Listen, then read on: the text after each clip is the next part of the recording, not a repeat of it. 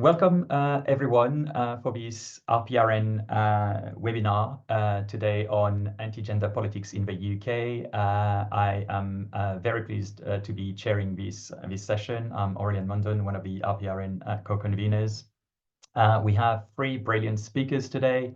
But before I introduce our three brilliant speakers, I would like to say that unfortunately Alison Phipps will not be able to join us today, and she has very good reasons not to join us, which is that she is on strike against the redundancy plans taking place at Newcastle, at the University of Newcastle. And so we would like to extend our solidarity to her, to her colleagues, of course, at Newcastle, but also in the many other universities in the UK and beyond that are suffering from cuts, from the resurgence of reactionary politics as well, and the attacks on academia, activists and intellectuals. So our solidarity goes to all of them. And of course, this is a very kind of timely issue and something that links to the discussions we're going to have today in this panel. The way the event is going to take place is we're going to have our three speakers who are going to be speaking one after the other, and then we will open the floor to questions. They'll be speaking for about 10 minutes each. And so that will leave us plenty of time for a discussion afterwards. So I'll introduce our three speakers now, and then I'll leave you the floor. Our first speaker will be Fran Amery, who is a senior lecturer in politics at the University of Bath. Her research addresses contemporary struggles around gender and LGBTQ plus equality, specifically regarding reproductive rights and justice and the rise of anti-gender movements. Her current research addresses firstly organised transphobia, particularly the gender-critical movement in the UK, but also its international linkages. Secondly, her research addresses menstrual justice and injustice globally in the context of activism, politics and policy. She is the author of Beyond Pro-Life and Pro-Choice, The Changing Politics of Abortion in Britain. Our second speaker is Sandra Duffy, who is a lecturer in law at the University of Bristol Law School. Sandra's research has been published in generalist and specialist law journals as well as edited collections. Their most recent publications have focused on anti-gender movements and trans-related moral panics, which is what Sandra will be talking to us about today. Sandra is currently writing their first monograph on the regulation of gendered identities in post-colonial contexts. And the final speaker is Sarah Lemble, who is a professor of criminology and queer theory at Birkbeck, University of London. Sarah's research addresses questions of gender, sexuality, and the criminal legal system, and explores queer feminist alternatives to imprisonment, policing, and punishment. Sarah is currently finishing a Levium-funded research project called Beyond Sex versus Gender, Rethinking the Gender Wars in Britain. So these are our three brilliant speakers for today. And without further ado, the floor is yours, Fran. Thanks, Aurélien. So I thought it would be helpful, as I'm going first, to start with a quick introduction to anti-gender movements internationally, and then put the UK within that context. So anti-gender movements, for those who aren't aware, they have their origins in the Vatican in really the mid-1990s. So this Vatican response really to a couple of UN conferences where the term gender was being used very prominently, as opposed to talking about the status of women or something like that. At these conferences, there were also calls for gender equality to include reproductive rights. Following the conferences, there were renewed calls for action to secure the rights of lesbians as well, all of which very much worried the Vatican. And the Vatican response was really to double down on insisting on the difference between men and women, the so-called complementarity of the sexes. And this response really knitted together opposition to a range of different things, including gender equality, LGBTQIA rights, and reproductive rights primarily. Transphobia was also really, really central to this. This is something that I really want to stress because it often gets overlooked. A lot of research on anti-gender movements kind of treats transphobia as if it's been historically quite peripheral, whereas actually in its Vatican origins of anti-gender thought, transphobia was really, really important. So anti-gender thought then was kind of initially spread by works authored mostly by Catholic intellectuals. And there was some kind of activity in the form of protest happening in the kind of early to mid 2000s in Catholic countries throughout Latin America and Europe, often in response to calls for marriage equality. But these really started to crystallize as organized movements in these countries in the early 2010s. I think it's 2012 that's often seen as the kind of tipping point. And we're at a point now where anti-gender movements aren't just a Catholic thing, and obviously there are plenty of Catholics who oppose these movements as well. But they are very much Catholic in origin, and kind of as a result of that, I guess they did largely bypass the UK for a while. Now, it's not that there wasn't opposition to marriage equality or other LGBTQIA rights, or to feminism, or to reproductive rights, etc., in countries where anti-gender movements did get established early on before they got established. And it's not that there wasn't opposition to these things in other parts of the world either, including the UK. But what made these anti-gender movements specifically, what continues to make them anti-gender movements, is their opposition to gender as a concept and as a kind of floating signifier that links together this really wide and quite flexible range of things. Now, in the process of opposing gender, these movements also make some quite specific claims. So they have a shared focus on tackling what they call gender ideology, or sometimes gender theory. And for these movements, what gender ideology is really the common thread that's running through all of the things they oppose, whether that's feminism, gender mainstreaming initiatives in public policy, LGBTQIA rights, reproductive rights, relationships and sex education, gender studies, etc.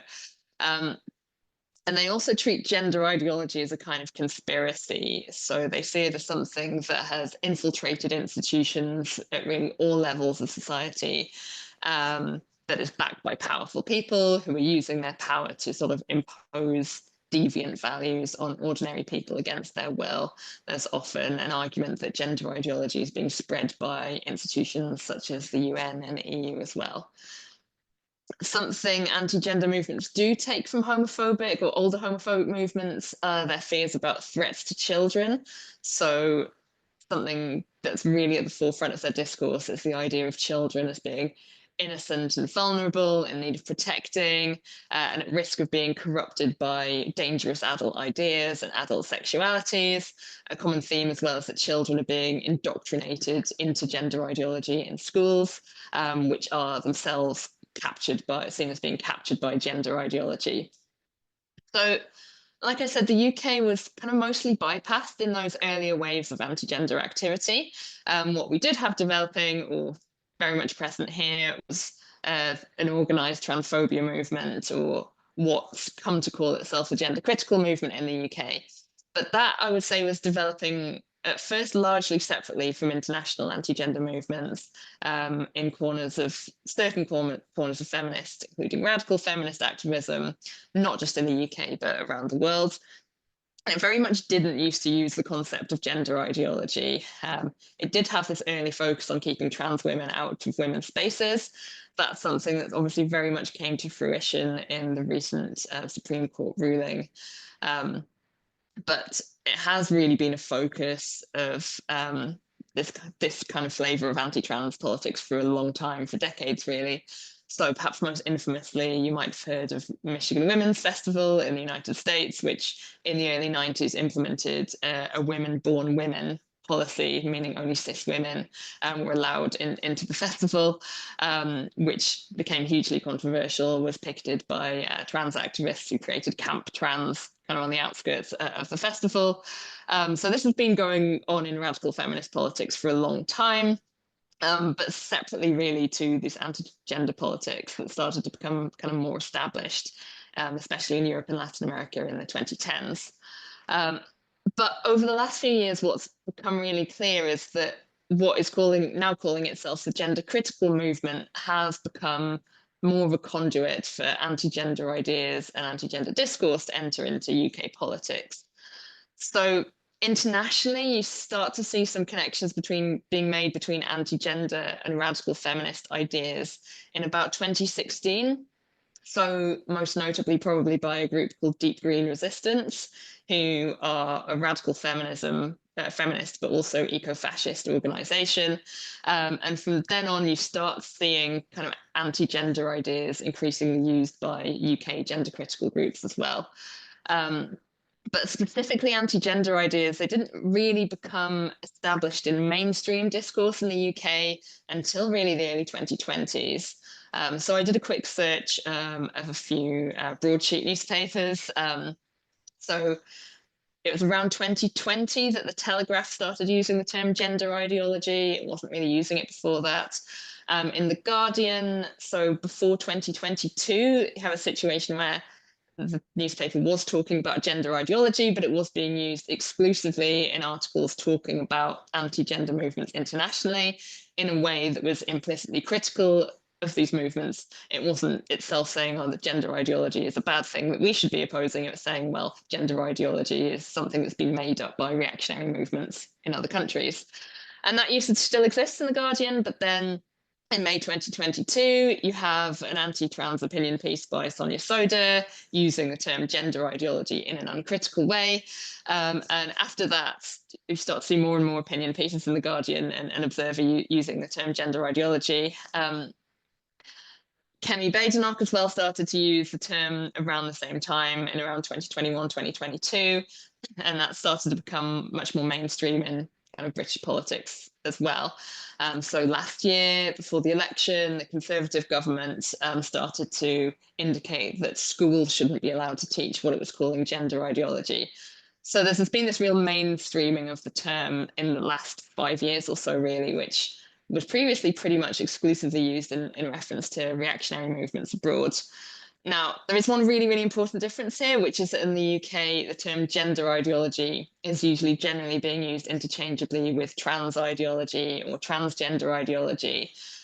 So it's more narrow in focus. It's specifically focusing on trans lives and trans issues rather than this full spectrum of things international gender movements oppose.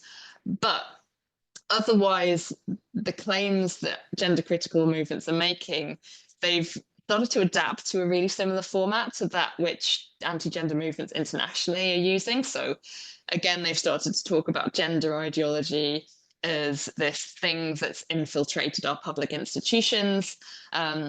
So there's this theory of trans policy capture, which again is the idea that trans activism or trans ideology or whatever has infiltrated institutions and turned them against the will of the people. So you see that animating a lot of gender critical activism around the census, for example. They've put out reports claiming that the Office for National Statistics, for example, was captured by trans ideology, and that this stopped it from working in the interest of most people and started the organisation working for trans interests only. And again, this is something that supposedly happened in a secretive manner against the supposed will of the people. And gender critical groups keep commissioning polls as well to try and demonstrate that the will of the people is anti-trans and on their side as well. You see similar anti-intellectual attacks on feminist academics. So Judith Butler in particular has been a real favourite hate figure of both the organised transphobia movement in the UK and of anti-gender movements internationally. And really strikingly as well, there's a shift in focus towards children. This focus on the need to protect children and no longer just adult women from so-called gender ideology. And as part of that, again, there's been this almost wholesale adoption of rhetoric used by international anti-gender movements. So anti-puberty blocker campaigning is probably the most well-known, one that's been in the news the most. But more broadly, there is this idea again that children are being harmed by a dangerous adult sexuality. There's been this kind of fusion of ideas from anti-porn radical feminism and conservative anti-gender ideas in this notion that trans women are somehow, the word they use is porn sick, and seeking to impose deviant adult desires that they've got from pornography onto children. There's again ideas of children being indoctrinated in schools who have again been captured by gender ideology. The movement has really started to focus on recruiting parents as well, both as kind of proxy lobbyists who can put pressure on schools around trans inclusion guidance, also as agents of gender discipline within the homes as well. So some of the more child-focused organisations in the movement have put out guides, essentially how-to guides for parents on how to get their children to stop saying they're trans. So despite the fact they have quite different origins, what we've really seen now is an alignment of the gender critical movement in the UK with those broader conservative anti-gender movements. And I'll leave it to Sandra and Sarah to talk to some of the more specific aspects of that. Thank you, Fran. Sandra, I think you're next. Thanks, Aurelian. Yeah, thank you, Fran. That was a really good kind of overview of sort of the relationship between anti-gender and gender critical, as they call themselves. Although I agree with Ruth Pearce and co. From a few years ago that gender critical denotes not so much a critical approach to gender and more an emphasis on claiming biologically determined gender, whereas I would say that those of us, especially those of us on the panel, are the real critics when it comes to gender, as we are the ones who study it all the time. I saw Judith Butler speak recently, and one of the points they made was that they are in fact a critic of gender, and that the headline on every newspaper in the morning after would be Judith Butler says they're gender critical, which I enjoyed. So I'm going to talk about two things in specific. One of them being the recent court case for Women Scotland v Scottish ministers at the UK Supreme Court, and then I'm going to segue very smoothly from that into talking about law moral panics and the echoes of Section 28 in the current moment in UK transgender discourse. I would like to just take a moment to start to say that I am very much in solidarity with all of my siblings in the trans community who are finding the current moment very difficult, and that they are finding it to be fearful and distressing, not knowing what the law of the country essentially has in store for them. And the reason for that is, as I said, this recent Supreme Court decision in For Women Scotland versus the Scottish ministers, which was handed down last month. And essentially, without kind of going too much into the legalities of it, the judgment, the ruling says that for the purposes of equalities law, so for the purposes of the Equality Act 2010, the meaning of the word sex in that as a protected characteristic is equivalent to what they refer to as biological sex. Now, what they refer to as biological sex is what lots of us see as sex assigned at birth, because it is very difficult to define what biological sex is. Sex in biology, as any of you who have asked a biologist will know, has a lot of different characteristics, both internal and external, hormonal, chromosomal, etc. But the sex that the Supreme Court is running with is the sex assigned at birth. So the sex as seen from external sex characteristics, essentially. And they claim that this is a common sense viewpoint. And I think that that very much echoes back into what Fran was saying about the mainstreaming of this anti-gender discourse, in that saying it's common sense implies that it is something that the population knows already, as opposed to something that they are being told. So it very much does show the extent to which kind of a certain view of gender has been taken up among among UK society, extending to the very kind of highest legal court in the land as well. The immediate aftermath of the Scottish minister's decision has been that lots of organizations and companies and institutions, fearful that the law is going to change to impose a blanket toilet ban for trans people, and in the wake of the Equality and Human Rights Commission interim guidance that came out referring to the Supreme Court decision, lots of institutions and organizations have decided to impose single-sex facilities that exclude trans people when it comes to things like bathrooms, when it comes to changing rooms, when it comes to single-sex spaces. And the Equality and Human Rights Commission put out a set of an interim update, a set of kind of interim guidance before their real guidance goes to government, saying that trans women should be excluded from women's spaces, and they use that language of should.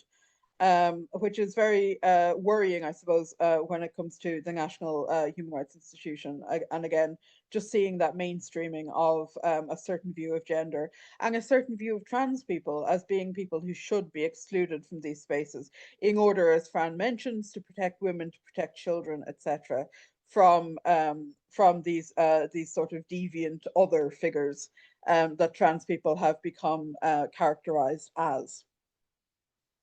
So what I want to talk about in specific, I suppose, is the way that this happens, the way that that these ideas infiltrate from sort of the grassroots of society to the highest echelons of legal and political discourse within society. And my theory on that, the theory that I've adopted to use when it comes to explaining that, is moral panic theory. Moral panic theory developed by Cohen, and the quote that I kind of use to describe moral panics is: a conditioning episode, person or group of persons emerges to become defined as a threat to societal values and interests. Its nature is presented in a stylized and stereotypical fashion by the mass media. The moral barricades are manned by editors, bishops, politicians, and other right-thinking people.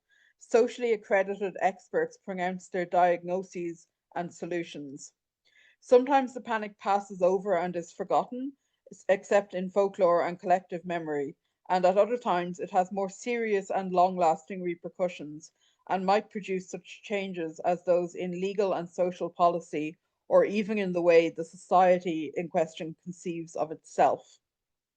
So that's the quote that really struck me when I started researching moral panic theory, in that these things do create legal and societal change. This is not an abstract thought exercise that we're thinking about here. It's not an argument, an academic argument that's happening among a bunch of university professors and media columnists. This is something that is actually producing real change in the lives of trans people across the UK at the moment, and indeed across the world with the transnational anti-gender movements. And one of the other things that strikes me about moral panics and moral panic theory with relation to this is the way in which Good and Ben Yehuda talk about how moral panics are generally fomented. And they propose three models of moral panics. So the grassroots model, which is a spontaneous, unorganized rise of societal anxiety about some form of deviance. The elite engineered model, which is when the major institutions of society promote a campaign to sustain public moral outrage about a threat from a target category of deviant. And the interest group model, which is when activists and advocates are the ones who spread the ideas behind the moral panic. And I find that all three of those are currently happening in the United Kingdom. And because we have some very dedicated soi-disant gender critical organizations which fulfill the activist and advocate category. We have people in parliament, people in positions of various political positions of power who are willing to adopt these narratives and to give them credence in those arenas. And also we have a kind of a social upswell of anxiety around the idea of transness and the idea of gender nonconformity. And the last thing that I want to talk about is the fact that the last time we saw something like this happen in the UK, we have a blueprint for this. This has all got an absolute echo of the rise of the homosexuality moral panic in the 1980s underneath under the Thatcher government, that gave rise to the campaign to put in place Section 28 of the Local Government Act 1988. If you don't know what Section 28 is, or if you are like myself, not from the UK, Section 28 was a piece of legislation which essentially was Britain's Don't Say Gay law. It forbade the promotion of homosexuality, as it termed it, in schools. So what that led to was not just teachers not being allowed to teach in things like RSE education about homosexual relationships, and to promote, as they say, homosexual family forums as proper forms having a household, having a family, having children, but also teachers having to closet themselves, because even the presence of a gay teacher was seen as the promotion of homosexuality, which is very sad and led to a lot of trauma for a lot of people. And still, if you look at the research that's kind of coming out around it, still resonates today in the education profession for teachers, and indeed for people who grew up under that law. So the moral panic that led to Section 28 was around the sort of collective fever dream that gay people were trying to indoctrinate children as well, and that they were trying to do this through institutions such as schools. So as Fran says, institutional capture, policy capture by the gay agenda. And we're seeing this right now. We're seeing the exact same thing happen with trans people. And Section 28 was in force for 12 years. I don't know what law is going to come out of the For Women Scotland decision. I don't know what the EHRC are going to recommend, and I don't know what Parliament is going to do. But what I do know is that there is a lot of anti-gender thought in the UK at the moment, and we don't have 12 years for the trans community to live under this sort of thing.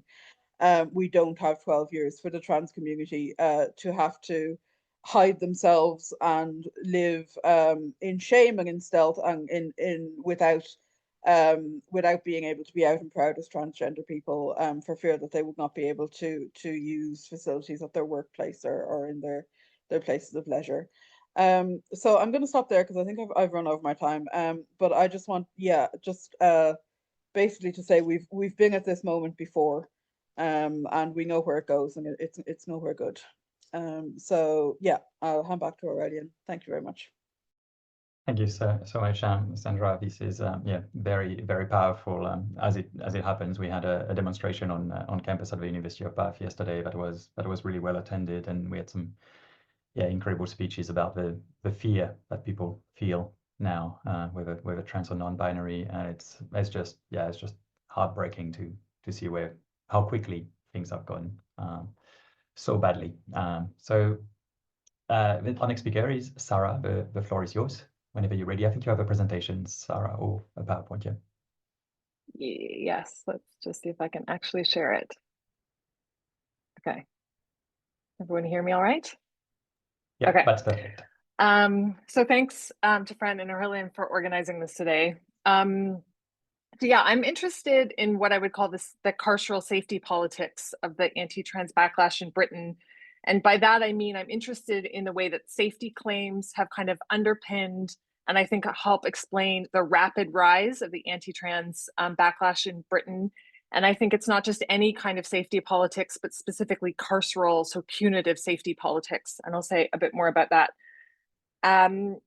So I'm sure that everyone will be familiar that, we've seen this very rapid rise in anti-trans politics, as Fran was saying, in quite a short period of time, relatively speaking, in terms of the gender, organized anti-trans politics. So clearly there's been a long history of anti-trans sentiment in Britain, but in terms of organized transphobia, it's a more recent phenomena, which in many ways responded to the proposals to reform the Gender Recognition Act. But what we've seen is not just a pushback, but we've seen a rollback on rights for trans people. And obviously the Supreme Court ruling is a very obvious example of that, but we also have rollbacks on trans equality in single-sex space guidance, prison policy, healthcare, education. And we've seen a rapidly rising trans hostile political and media environment. We've seen a rise in reported anti-trans hate crime. And what's also striking is that the UK used to position itself as a leader on trans rights through, the original passage of the Gender Recognition Act. And so it has rapidly dropped in terms of various rankings, and these rankings are obviously very problematic on numerous levels and tend to be very Eurocentric. But the UK dropped from number 1 to 17 in a very short period of time in the ILGA LGBT rankings. And so I think even on Britain's kind of own terms, this has been a really rapid shift. And so one of the things that we've seen, and I would say one of the bigger achievements of the anti-trans campaigners, has been generating major shifts in public opinion. So Again, this is a very rapid shift. The British Social Attitudes Survey has shown a 34-point drop in support for changing sex on birth certificates from 58% in 2016 to 24% in 2003, an 18-point decline on the number of people who describe themselves as, quote, not at all prejudiced towards trans people. The number of people who think trans rights have gone too far in Britain has increased from a third to a half. So it used to be sort of split between a third thinks it hasn't gone far enough, a third thinks it's gone too far, and a third thinks it's about right. And we've seen that shift. And those reversals have occurred even while other social attitudes are still liberalizing. So around family forms, sexual relations, and abortion, those continue to show more liberalization trends, whereas we see this illiberal movement on trans rights. Though I do want to say that it's important to note that the demographics matter. So cis lesbians and bisexual women consistently are among the highest supporters of trans inclusion compared to other demographics. So some of these things are a bit misleading, and obviously we can pull apart the way in which these polls, but just I think so the polls I was showing before were from the British Social Attitude Survey. These are opinion polls from YouGov. And you can see visually here, you don't have to be able to look at all the specifics, but the green represents more trans positive views and the red more trans hostile views. And if you compare just in 4 years from 2020 to 2024, you see a collapsing of the green and a real shift towards the red. And I would argue that this is not just because gender critical organizers or campaigners are good organizers, which I would say they are, but I think that this is in part because there were already political conditions in play that enabled them to mobilize certain discourses that then took off. And those discourses, I think, united left and right in the way that sort of Fran was talking about how the gender crits become a conduit for anti-gender politics. They were much more separate initially, and I think they've become unified. And I would argue they've partly become unified through partly the kind of moral panics that Sandra's talking about, but also specifically through a certain kind of carceral politics and the deployment of the notion of the trans danger. So what I would say is also different, when we look at the comparison between the UK gender critical movement and the global anti-gender movement, what I think is different is that it was, as Fran was saying, was initially the backlash in Britain was driven by feminists and women's groups rather than the kind of conservative religious groups that often dominate in the international arena. And so you see the kind of gender critical politics that cross the left and the right. And so you see, and I think it's also important to note that there's often a slippage between gender critical feminists on the left and right-wing women who use the language of women's rights to articulate their anti-gender politics, but are not actually feminists. So like Posey Parker is not a feminist, explicitly speaks out against, says feminism is bad for women, but deploys the language of women's rights in ways that kind of links the left and the right. So you have the Women's Place UK, which comes out of a left-wing trade union organizing frame, and then you have Posey Parker on the right, who comes from a more explicitly reactionary politics. So we see this kind of increasing crossover from the left to the right when it comes to trans issues. So we get, these debates around, should TERFs unite with the right? You get self-proclaimed left feminists endorsing things like Trump's recent executive order on gender. And so I think it raises questions of how do we make sense of these alliances? So, the cross left and right, which would normally not be aligned in many contexts. And I would argue that its carceral safety politics have played a central role in aligning the left and right in the British context. And so if you look at the history of kind of campaigning against gender self-ID and the proposed reforms to the Gender Recognition Act, I would argue that they were initially pitched as concerns around fairness and equality via claims that there was a conflict between women's rights and trans rights. But we soon started to see gender critical campaigners shift and escalate that rhetoric from equality, fairness, and rights to a more specific frame of safety, danger, and threat. So it was not just this clash, but trans rights in general and gender self-ID in particular was reframed as a risk to women's safety, and that became a key campaign strategy. So associating trans rights with danger to women and children became a central framing device that opponents used in media interviews, press releases, and lobbying tactics. And you see this in things like the Policy Exchange report on policy capture in the criminal justice system. You see it in reports like from Fair Play for Women, which is ostensibly about sport, and they reframe it as harm and danger and threat. Or you see it in the well-known ad that was run by the LGBT Alliance and For Women Scotland, the newspaper that ran the headline "Self-ID gives predators the green light."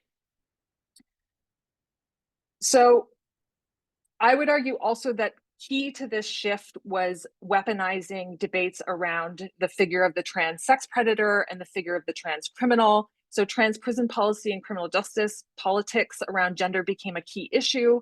Feminists that showed very little interest in prison issues previously were suddenly very concerned about the safety of cis women in prison and the potential of trans women sharing space in prison with cis women.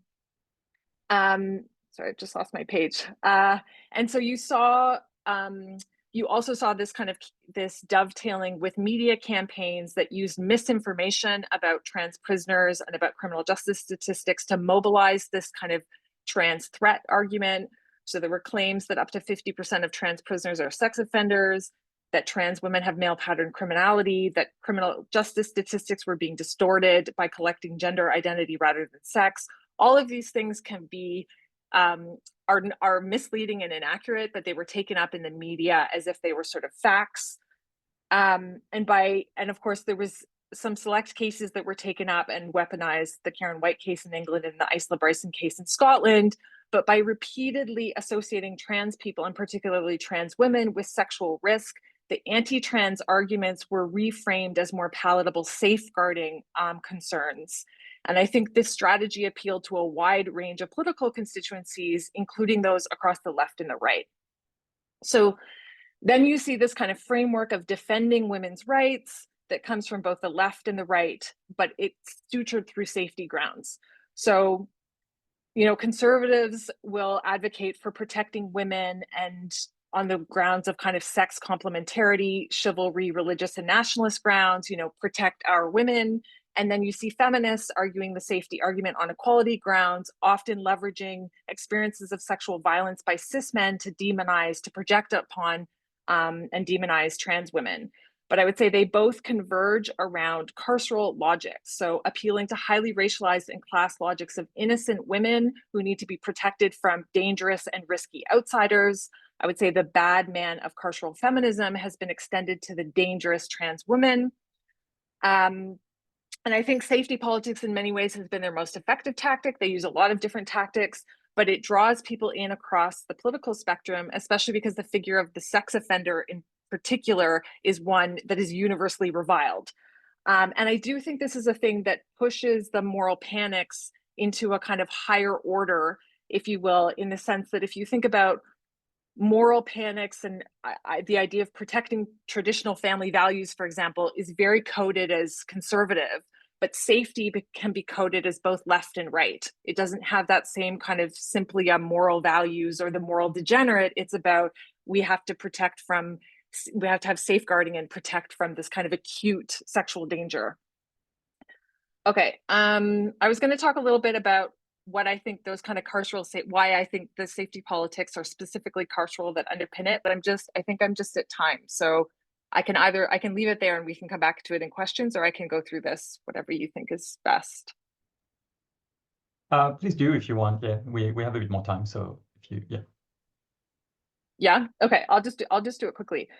So I would argue that it's not just any kind of safety concern that's being invoked that kind of underpins the way in which these debates have played out, but it's a specifically carceral kind of safety. And so I would say underpinning the assumptions around keeping trans women out of women's spaces or the ways in which safeguarding gets portrayed, it involves these kind of, I would say, 5 elements of carceral safety logic. So first is a kind of political investment in a simple binary between innocent victims and dangerous others. So you get these competing claims that trans activists, I think, also get pulled into of who's most vulnerable, who's the true victim, who's the true perpetrator. But there's this notion that it's one or the other, this kind of binary. Second, the framing of harm is primarily an external threat to be contained and kept out. So this notion that women's prisons will be safe as long as you keep trans women out, which is entirely not true. Women's prisons are inherently dangerous. All prisons are inherently dangerous, but it's this notion that you can make something safe by keeping the bad ones out. A focus on pathologizing individual or group-based, risks rather than attending to structural and systemic conditions of violence. A vision of safety that sees protection through policing, surveillance, punishment, and exclusion. And when I say policing, I'm also talking about not just formal policing, but the everyday policing that comes with saying, we will police who can enter these spaces. We will be policing people's gender presentation. You're not woman enough for this, or you're not man enough for that. I think all of that is part of a kind of policing logic. And finally, appeals to the kind of carceral state or legal remedies that position the carceral state as the protector of harm. So we need to bring in, this is what some of these legal cases are about. We need to bring in these laws that will protect women. And I think it's not a coincidence that the Supreme Court ruling, for example, references safety something like 19 times in the judgment. And I think the specter of the kind of trans predator, even though it's not overtly talked about in that judgment, I think it's very present throughout that judgment. And I think part of the reason why we can get a massive reversal on trans rights through that judgment is because of the kind of specter of the sex predator and the kind of safety threat that looms. So to conclude, I think part of what we need to do in terms of pushing back is to really grapple with some of these carceral safety logics, and we need to think about safety very differently. Thanks. Brilliant. Thank you. Thank you so much. Yeah, it's great how the three talks kind of really built on each other, and I think gave us a really, really good picture of that rather grim state of things that we are in, but also kind of offering some ways forward. So if you have any questions, please feel free to use the Q&A. If you really want to kind of if you feel that it's easier to kind of voice your question, you're more than welcome to raise your hand, and I'll try and unmute you as well. But we have a couple of questions already, and I have a few myself as well. But I'll start with this one, which is for Sandra, from an anonymous attendee. Given that moral panics tend to be about specific situation or staging of others, Garland talks about their every now and then character. Does this framework work when it's no longer the occasional mobilization of outrage, but the continuous repetitive mobilization of outrage and the performance of crisis in relation to trans subject that appears to be the issue? That's a really good question. The temporality of a moral panic and the kind of the temporality of how we're experiencing this moment in trans life and in trans law. I think it works personally, and if you have a different opinion, again, please feel free to tell me. I'd love to hear it.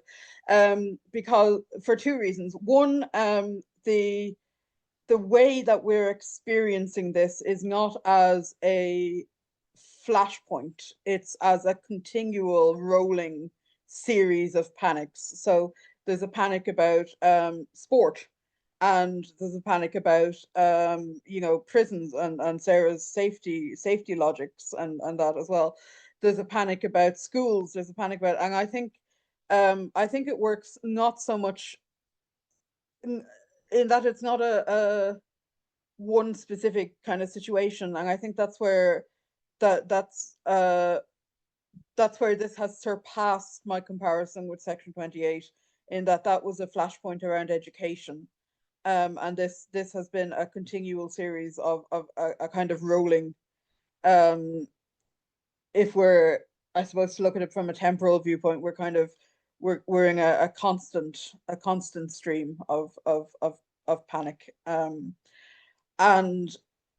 I think as well as that there's an element of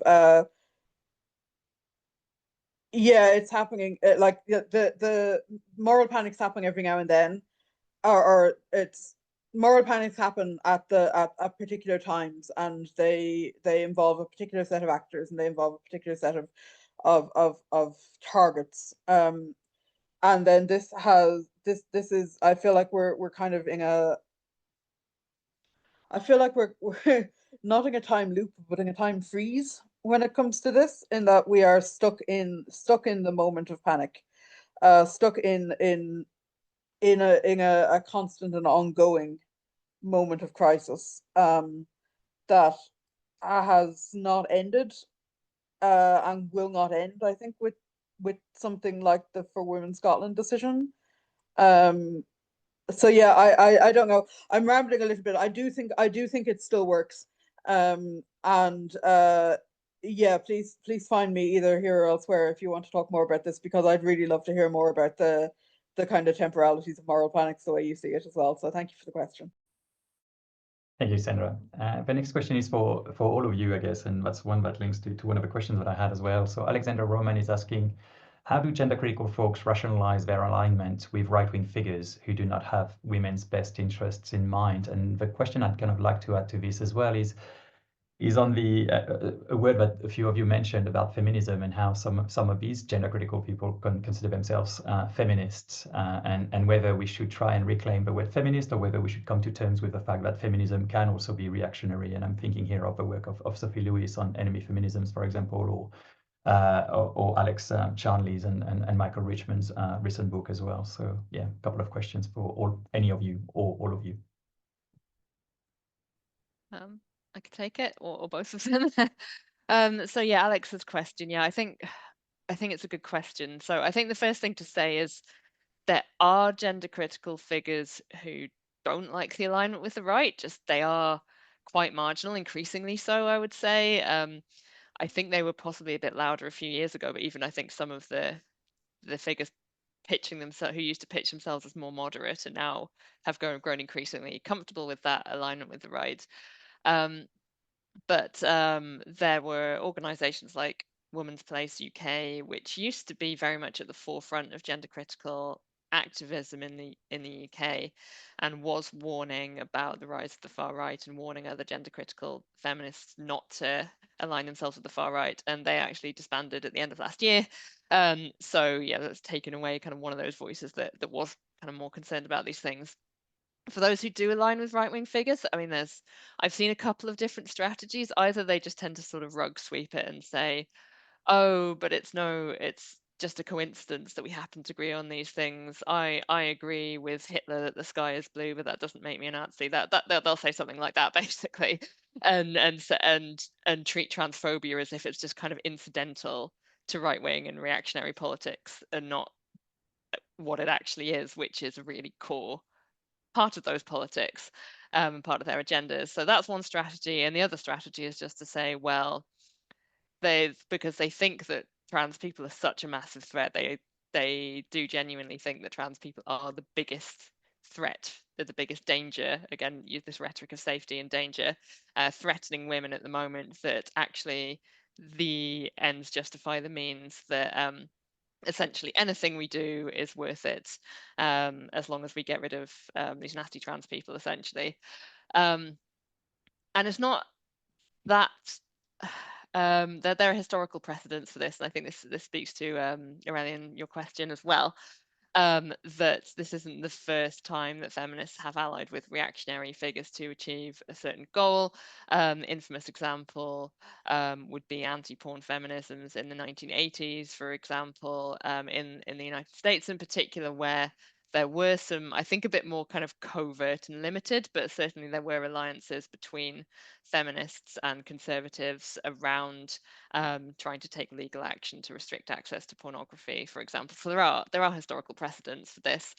And yes, just in general, it's not, I mean, it does shock us. I mean, maybe we should be shocked just on a moral level, but historically speaking, it's not that shocking to see feminists ally with reactionary figures. So you mentioned Alex Charnley's book as well, and on women who became, or former suffragettes who went on to join the British Union of Fascists, for example. We know that lots of feminists historically have been involved in quite racist projects as well, have reproduced racist power dynamics within their own feminist organizations, things like that. So I think we do I understand the impulse to say these people aren't feminists. That's not what feminism is about. Feminism is about equality and justice. And I think it comes from a place of saying, well, actually, the logical endpoint of feminism is supporting equality and justice for all. And I think we should keep hammering that line. I totally agree with that. But I think we also have to reckon with the fact that feminists that actually exist in practice often have also been deeply reactionary in many ways, and that those figures are a significant part of feminist history and of feminist movements. And if we just tried to chop them all out and say, well, they weren't really feminists, then we actually wouldn't have much feminist history left. And I think that's quite an uncomfortable thing to reckon with. But I think actually, if we come to terms with it, it makes us better and stronger as a movement, because we're more capable of recognizing the dark things that can exist within our own movement, rather than, I think the temptation is sometimes to think, well, feminists are good people, so feminists wouldn't do that. And actually that doesn't serve us, and that lets lots of injustices and abuses keep happening under the cover of our own movement. So I think we need to be really careful of it. Thank you. Sandra, Sarah, would you like to jump in on this one as well? Yeah, I can. Just while Fran was talking, one of the things that came to my mind was I was an activist on the Irish abortion referendum, and leading up to that, and some of the women that I fought alongside with for bodily autonomy at that point have now become anti-trans, and that I understand the kind of the things that feminism has done, and historically feminism has done, and that, but it shocked me, really deeply shocked me to see that people who thought so strongly about the bodily autonomy of one group in society when it was women were so self-interested, that it was just cis women that they were campaigning about. And I found that that was a kind of a personal experience that really deeply shocked me in this. And yeah, just shout out to Sophie Lewis's new book, which I haven't finished yet, but is so good, about enemy feminisms, and the way that feminism can often hide these kind of dark corners, I suppose. Sarah, any thoughts? Just to add one thing about how they justify the kind of alliance with the right. I do think obviously there's lots of gender crits that are very directly trans hostile and hate trans people, but I also think that there's a strand that are, I mean, they're still anti-trans, but I think the reason why they align with the right is because they think that if they cede the category, like to them, the category of woman is so foundational that they lose everything if they don't keep control over it. And of course, the control of the category of women is historically a very racialized project as well. And so I think, it's not a coincidence that, there are similar fights around intersectional politics that says, don't bring in these other things that complicate it. We need to focus on sex, or we need to focus on gender. And so I think part of it in challenging that is, so they justify it because it's seen as so foundational that they don't want to cede any ground.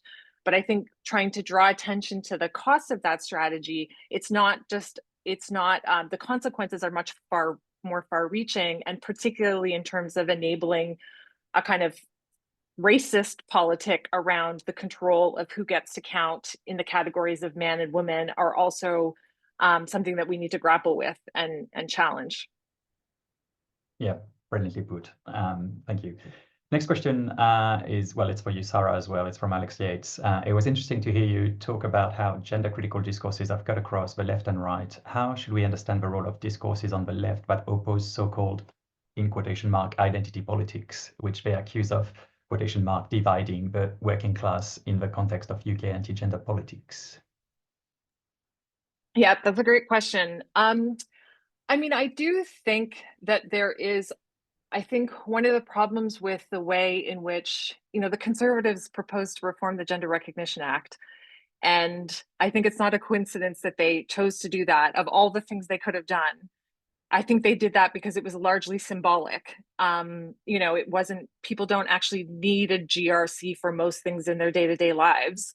And so it was a way that the conservatives could change something at a symbolic level rather than, say, invest in healthcare for trans people or housing for trans people or more material struggles. And so I think then when that was launched, I think a lot of people did get pulled into the symbolic aspects of identity politics that then fed this notion that, like, we're having, we got caught into arguments about who is a woman, who's not a woman, which are, I think, ultimately unresolvable or always open-ended and contested questions. And so I have sympathy for I think the critiques of identity politics are in many ways unfair, but I also think it's because identity politics got framed in a way that I think pulled into the realm of the symbolic and the representational rather than the material.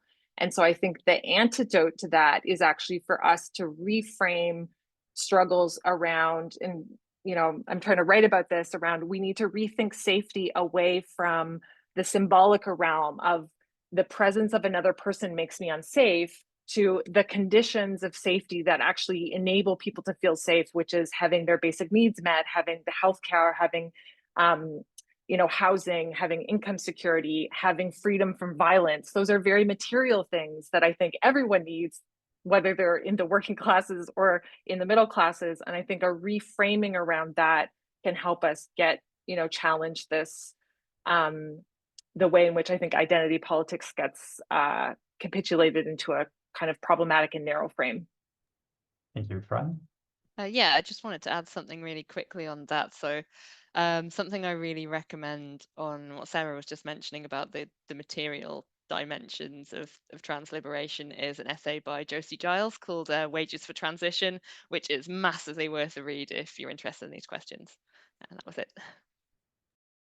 Great, brilliant. Feel free to put it in the chat as well if you want. The next question is from Emma Rich, who asks, and we touched on this, but you might want to add a bit more on this as well. What does the convergence of some feminist and conservative rhetoric around quotation mark women's safety tell us about the political function of anti-trans discourse? Is this a tactical alliance or a deeper ideological shift? Anyone?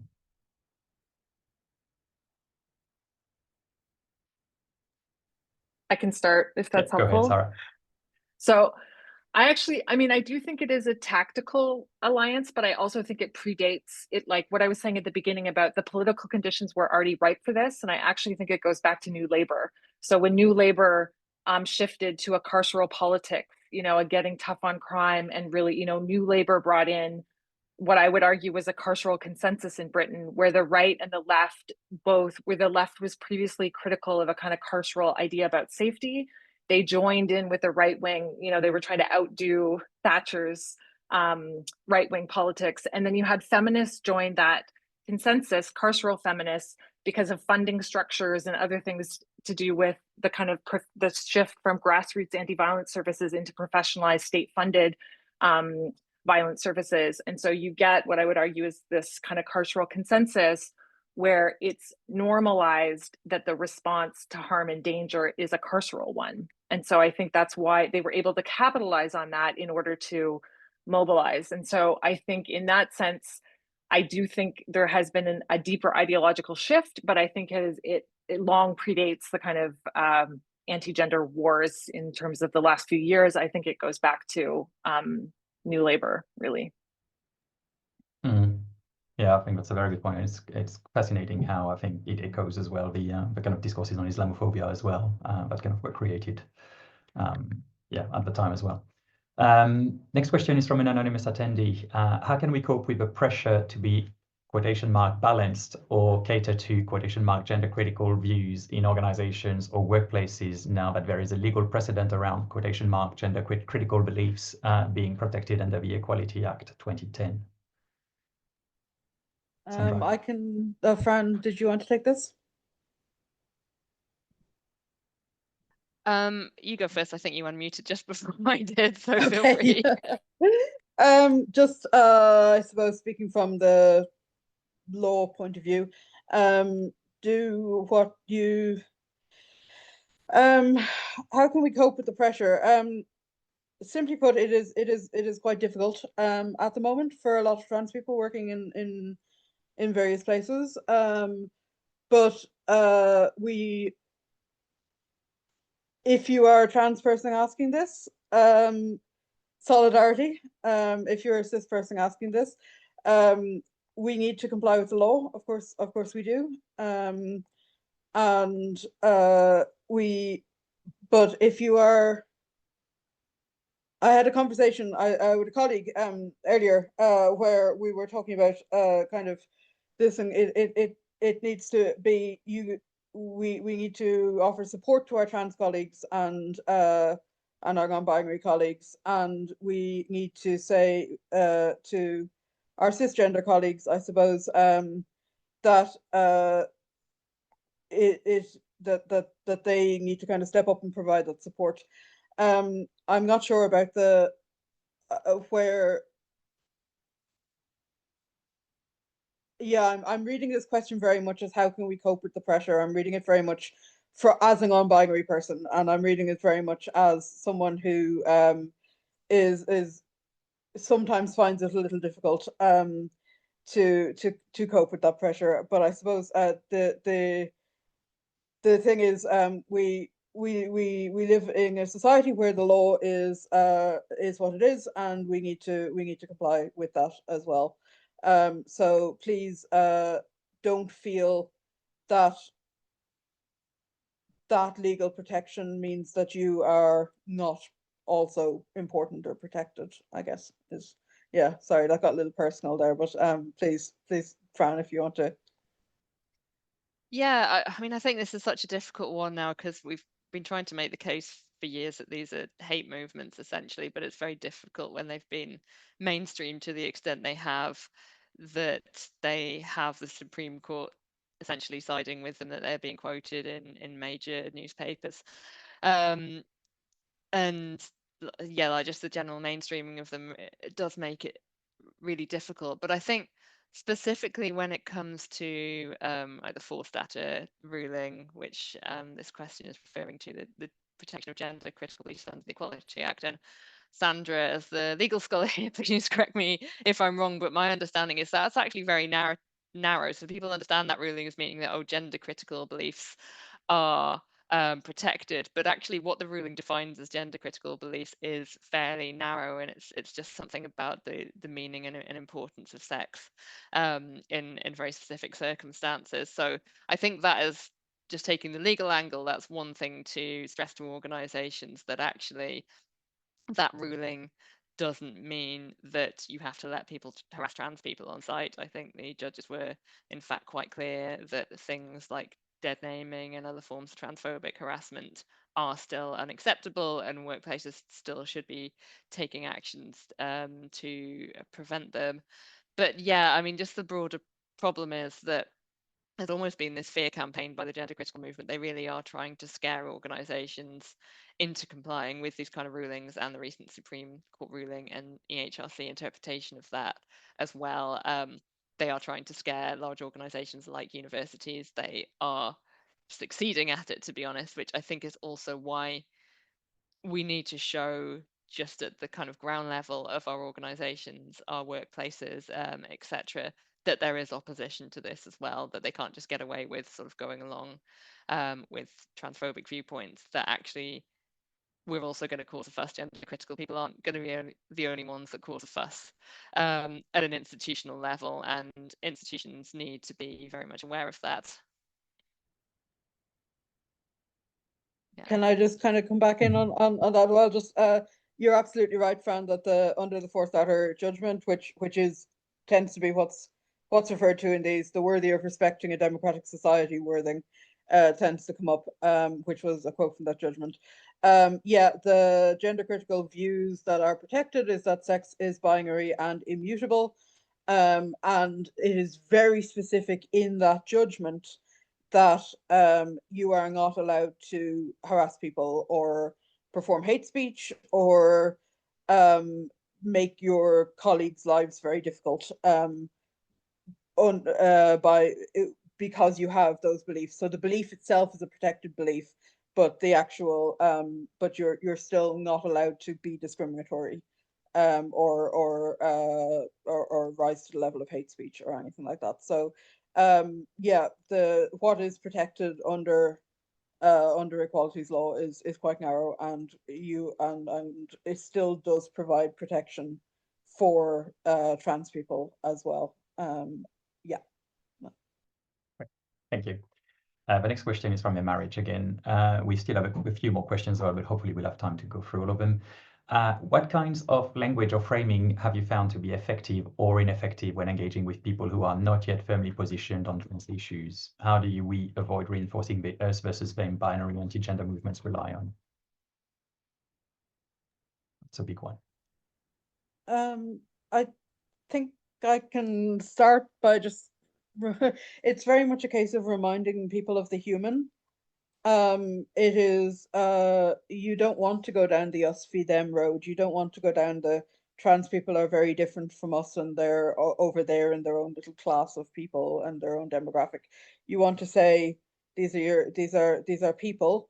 They have human rights because they're people, and very much reminding the kind of the people who are on the fence that they are talking about human beings, and that they are talking about people who are rights bearers, in as much as cis people are as well. So that's where I start on that particular thing, and then I, because I am an insufferable lawyer, tend to start talking about actual human rights law. So yeah. I think also with that us versus them framing, you're so right. We need to make sure we don't kind of fall into those kind of binary of speaking, that kind of women versus trans people framing is, I think it's part of the step is just to start by unpicking that and showing why that framing itself is problematic. But I think also something to keep drawing attention to is if there are two sides here, they're not balanced at all. So if there are cis women who are, for whatever reason, scared of running into a trans woman in a women-only space, first of all, the chance of actually experiencing, there are so few trans women in the population, the chance of that actually happening is quite slim, and also the likelihood that that trans woman is going to be aggressive or threatening in that space is astronomically slim. Whereas on the other hand, as a result of not just the Supreme Court ruling, but the EHRC interim update that's come out and what they're signaling that they intend to do with statutory code of practice, the impact of that will be to make trans people fearful every time they have to use a gendered facility. So on the one hand, it's the fear of something that's actually quite unlikely to happen. On the other hand, it's something that just is going to happen, like every time. So forced outing, loss of privacy, and what potentially follows from that being harassment, abuse, potentially violence as well in those spaces. So I think that's something to keep coming back to again, that it's not just, oh, these two different groups that both have rights and both have fears, and how do we balance them? It's so difficult. Actually, there is one group here who is being dramatically disadvantaged and harmed here completely disproportionately to any other groups. Sarah, you. Yeah, just to add, I do think there's something for people who are in the middle ground as well, who have, I think there's people who are like just asking questions that is not genuine, but I do think there are people sometimes in the middle who have unease and discomfort. And I think some of that does come from genuine fears about safety. And I think those fears are misdirected, they're mistargeted, but I think it's a mistake when we just dismiss those fears outright, because I think that's also what people are like, oh, I will go to these gender crits who affirm my fears and make me feel part of a community and belonging. And it's like, I think there's something about talking through what people's fears are and why those are misplaced, and trying to find ways of what helps people actually generate safety. Now, I don't think everyone has to have that conversation. I'm not saying, like, I actually think this is the role of allies to be doing these kinds of conversations. I don't think trans people should be having to have conversations to explain why these safety ideas or these notions of safety and danger are misplaced. But I think just dismissing them outright is not the same way that I think just providing facts and figures doesn't work either, because it's an emotional thing. And I think a lot of women have been pulled in to this rhetoric because they have genuine concerns about gender-based violence, and they've been encouraged to attach those concerns to trans people, and it's the wrong place to attach those concerns to. But we have to address the bigger problem, which is gender-based violence and the patriarchy. Fran? Yeah, sorry to speak again, but that actually, yeah, what you just said, Sarah, made me think of when I was reading. So a while back, Fair Play for Women, which is one of the OG kind of anti-trans groups in the UK, produced a report on like services, like domestic violence services and shelters and things, and that really spoke to what Sarah was just saying in terms of there being very, very real fears here. So basically, they interviewed some service providers, also service users, about how they felt about trans women potentially accessing these spaces. And obviously, among service users, these are people who were traumatized, had suffered some really awful violence. But the thing that also struck me is that they were very, very fearful, and those fears had clearly been kind of preyed upon and channeled by the gender critical movement in this direction. But none of the people interviewed had actually ever encountered a trans woman using these services. None of them had actually any experience of what that was like. They were all going entirely on the basis of fears that I think had really been fed to them by the movement and very, very effectively preyed on. And I found that really, really striking. I mean, even among the service providers, none of them actually had any experience of trans women using their services. There was one who I think turned down somebody who she thought was a trans woman, but it wasn't actually confirmed that this person was trans, and that was the only case of some of them even potentially coming into contact with a trans person while providing services. So it really brought home to me how much this rhetoric is not grounded in anything of substance, but at the same time, like Sarah said, there are these really real fears there at the same time that are often connected to real traumas, which does make it really difficult. Sandra? Yeah, I guess this is the disconnect, I suppose, between being kind of in the community and being in an ally community. In that I understand that people have real fears. I really, really do. And I understand that those fears are not maybe of trans people, but have been linked to trans people, like Fran says, around gender-based violence or around, encountering trans people like that. But there is really something a little bit galling as someone in the community about saying we have to kind of give airtime to fears in order to work it out, whereas there is kind of there is a big part of me that just wants to say, am I that scary to you? Like, it's there's and that's where Sarah's absolutely right. Allies need to do this part of the work. This is something that allies really, really need to do. But I just it's something that I would sometimes we don't need to give credence to the idea that trans people are at all scary. Sometimes we don't need to we don't need to talk through it. We need to say, actually no, this rhetoric that you have heard is false. It is false. And I don't think Sarah was implying that the conversation goes, trans people are very scary, but they're not. I genuinely don't think that was the thing. But there is a large part of me that just goes, maybe we have these conversations and we say, I know you're worried about the broader picture, but you really need to not put that on trans people and just have that as a bright line, because that it is very difficult to be to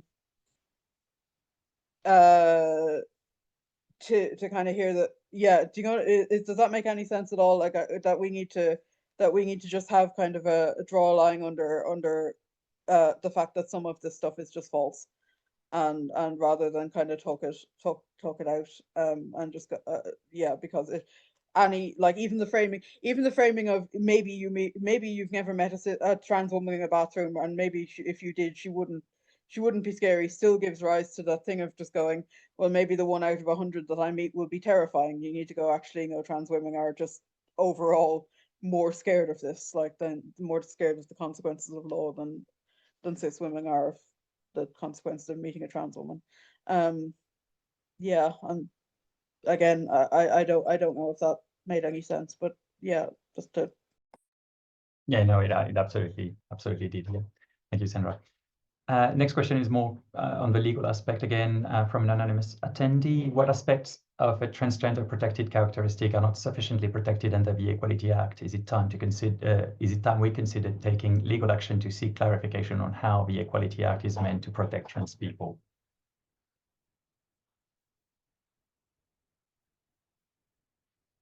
Anyone? Yeah, I can take it. So, I mean, I think, well, since the Supreme Court ruling, the general understanding is that trans people are a lot less protected under the Equality Act than it was typically assumed they were before. So the current statutory code of practice on the Equality Act has been in place since 2011, says that as a rule of thumb, service providers should treat trans people according to the gender within which they present. So in terms of which gender facilities they're going to access, for example. And the Supreme Court essentially said that was incorrect. And that was the understanding that organisations, businesses, services providers, etc., had been operating on for many years, which has just been ripped up essentially.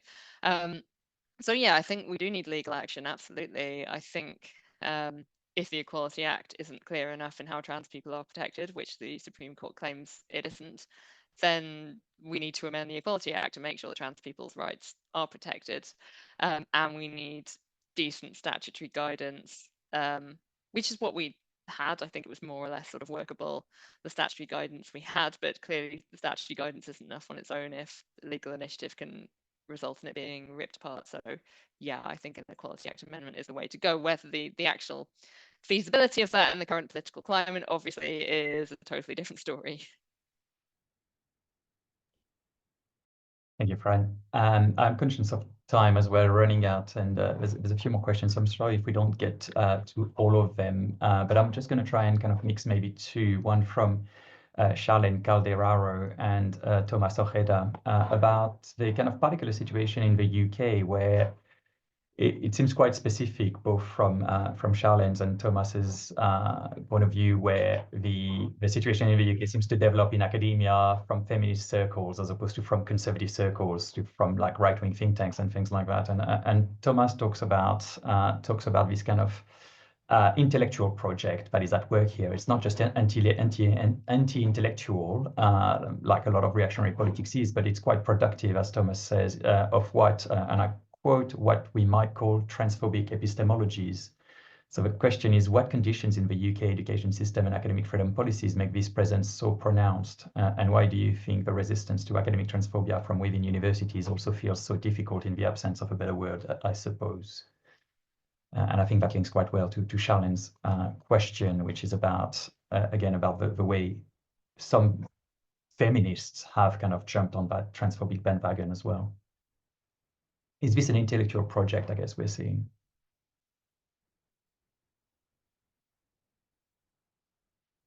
It's a big question as well. And I've mixed two big questions, in fact, so I'm sorry, it's my fault. Who wants to take it? And I feel less sure on the answer to Thomas's question about universities, to be honest. But I mean, in the UK, there's been a variety of different explanations put forward as to why this has become so deeply rooted in the UK. I mean, some people have pointed to Mumsnet as the presence of a quite powerful, kind of nice middle-class white lady sort of forum, essentially, where anti-trans ideas have really percolated in the last few years. And there's also been I've forgotten the author off the top of my head, but quite a good article a few years ago also talking about the presence of the organised skeptics movement in the UK and the role that that's had in kind of fomenting this sort of quite masculinist intellectual culture where everything is subjected to really vigorous sort of tests of proof, essentially, a really vigorous, a really high burden of proof, which obviously, you can't prove what your gender identity is, like by definition. It's not a tangible thing. So it's something that skeptic people in that movement, which includes some quite prominent figures. I think Helen Lewis, Graham Linehan as well are both associated with that movement, have both gone on to become really prominent figures in UK anti-trans politics. That sort of act provided a bit of a launch pad, I think, for anti-trans ideas to get established in the UK media, at least, since prominent media figures were involved in that. And then I think it is, yeah, in large part as well, just because of the kind of liberal media establishment and some quite well situated feminists working within that field, like people like Helen Lewis, like I mentioned, or Sarah Ditum, for example. I think a lot of this is to do with the fact that we had these kind of liberal media figures who were willing to popularize that line and to being published in places like the Guardian and the Observer, and giving the impression that this was a left-wing issue rather than a right-wing issue.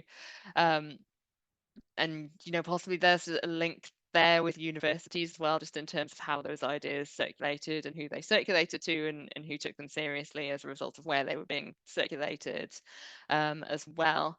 But I feel a little bit less confident, to be honest, on the questions of is there something specific about the UK education system that's driven that as well. Thank you. Naomi Holford says Eddie Miller is the author of that article, and I'll put the link in the chat if anyone wants it. Sarah, did you want to jump in on this or? Sure. I mean, I tend to think that academics have not been driving it, they've been aiding it. So I think, I do think like the academics have definitely played a role in contributing to the misinformation stuff that is circulated, but I think the media infrastructure and the fact that there are these journalists, like you look at who those players are, I don't think like the organizations that first launched, whether we're talking about Women's Place UK or we're talking about Fair Place for Women, those didn't, in my view, start as kind of academic projects. They brought academics in to help them bolster and give legitimacy to their claims. And so academics then issue reports that go to Parliament. But I do think, so I'm probably less placed to think that there's something about the academic or education system, because I think they are aiding and abetting rather than leading, per se, would be my view. But around the question of like why specifically the anti-trans feminists are so prominent in the UK, I do think it goes back to, I think it's more a set of infrastructures that enabled, like they were always a fringe and they moved from the fringe into the mainstream. And I think in other places, they're still a fringe, and they maintain in that fringe because the more predominant feminism in many places is trans inclusive. And so they haven't been able to make those inroads. And my view is that the anti-trans feminists in the UK made inroads specifically because they were able to use a cross-political frame in order to build a wider, move it into the mainstream. And so, I mean, I think that doesn't necessarily answer the question around the anti-intellectual element of it, because I think there's both a contradiction of the role that anti-trans academics play, and also the deployment of like, all of this comes from queer theory, which is, dangerous and, quackers and whatever. And, we need to return to these common sense notions of what everyone knows sex and gender to be. But I think the questions that you're asking is like, why specifically the UK? I think the answer is complicated. There's lots of factors that have contributed, that have kind of come together to enable this to happen. Yeah, it's fascinating. I mean, what's fascinating as well, as you've all said, is how quickly this has happened as well. I mean, obviously there are long, like deep roots about all of this, but how quickly it kind of like became so incredibly violent, is absolutely fascinating. So we only have a few minutes left, and I was wondering if there's anything you'd like, to finish on, or any kind of final thoughts that any of you have on what we've been discussing, and how I guess we can move forward, and what we can do to kind of turn the tide. Shall we go in reverse order? Sarah, do you want to start? I mean, I guess it sort of goes back to what I said before, that I think we need to reorient our demands around material things, material struggles around safety, well-being, basic needs being met for everyone, like for trans people and for everyone. And so in that sense, I mean, I do think there does need to be a legal challenge, but I'm someone who's very skeptical of the law. I'm not sure that the law ever actually liberates us. It can be a tool that we can use for damage control sometimes, but I don't think that's where our liberation will come from. And so I think we need to build, like, we have strong communities that look after each other, and we need to build the infrastructure that makes sure that all of our communities have what we need in terms of our basic needs. And I think that's where we need to kind of move our energies into and away from some of these more kind of symbolic or rhetorical debates that I think aren't going to actually get us to where we need to go. Okay. Sandra? Yeah, absolutely. And I would just say if you are thinking about this kind of in the context of the university, then get involved in your university. Make sure that you are a presence that is trans supportive and trans positive and trans friendly, whether that's through your department or your union activity or whatever it is, however you do your being of place in the university. Please make sure that you are somebody that your trans colleagues know will stand up for them, and someone that doesn't cause further harm as well, which is often kind of a different thing. But other than that, Sarah's right. I mean, you know, lawyers tend to be as skeptical of the law as anybody sometimes, and I don't think the law delivers liberation. I think the law delivers a very specific set of frameworks that we can call on sometimes to mitigate what is happening, but not true liberation. And yeah, that comes from community, and that comes from being there for one another, and from pushing back against these harmful rhetorics that are everywhere and that are all over the media and the political establishment at the moment. Yeah. Thank you. Fran? Yeah, so I think unfortunately this is going to take a long time to turn things around with the path we've been set on, especially with not just the Supreme Court ruling, but in particular the political response to it. And something I've learned from researching abortion politics is that states often don't intervene to protect human rights just because out of the kindness of their own hearts.